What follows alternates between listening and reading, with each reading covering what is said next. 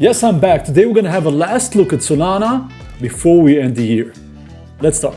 Before we start the video, as always, please like, comment below, check out my links in the description, and subscribe. All right, of course, for Solana to be bullish again, the overall economic situation needs to get better. So just to understand the time frame that I'm looking at, what I'm thinking is mid-2023 to end of 2023 is where things are gonna get heated again. Why? Because the halving is gonna be much closer, and by then, hopefully the recessionary issues slowly but surely are gonna cool down. So just for you to understand which time frames I'm looking at, it's still many months here to go. But until then, we're gonna have a look at the metrics just to gauge if there is still a risk of Solana going to zero, as many people say. Okay, so let's take a look at some metrics.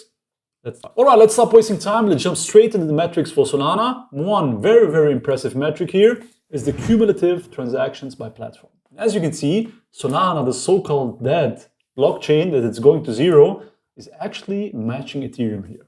And this is, of course, impressive to me. Why? Because if you don't look at the data and if you don't look at those metrics, you simply assume that Solana is going to zero and you're going to be shaken out, okay? I'm not saying there is no risks and that Solana will 100% survive this bear market. However, what I'm looking at is here, clearly that people are using it and transactions are still at a very respectable level. So it's up to you to create your own opinion on this. For me, of course, it's a good sign. All right, while transactions, of course, are not everything and are certainly not the only thing you should be looking at, one very important thing is to look at if there's still development going on a certain blockchain. Why? Because in this crypto space that we're in, everything is super fast-paced. And if a blockchain has no clear way forward, simply other projects are going to win the race in the long term.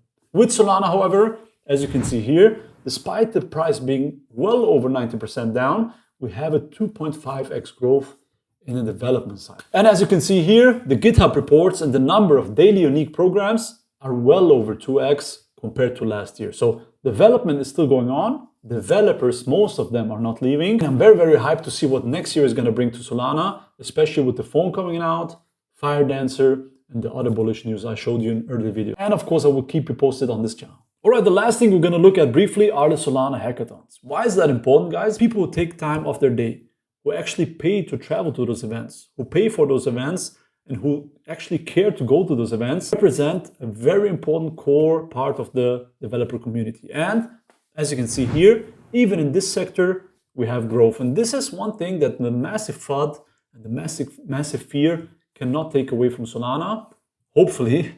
Okay, and this is one major thing that makes me super bullish for the future on Solana and why I'm still invested in this ecosystem. All right, coming to the end of the video, I want to answer a very important question that I get asked. Should I be DCing into Solana at those current prices? And of course, I cannot answer the question for you. However, I can tell you what I would be doing in this situation. Those prices, yes, I would slowly micro DC into Solana. However, always with the thought that there is a huge risk of another leg down or even the risk of Solana not surviving. Just because I'm bullish on a project doesn't mean that it is the holy grail. There is no risk for it, for the FUD not to be real. Of course, the FUD is FUD. However, of course, the FUD can be justified.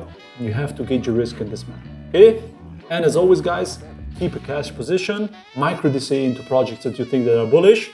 And the most important thing is be bullish on yourself first and don't get wrecked.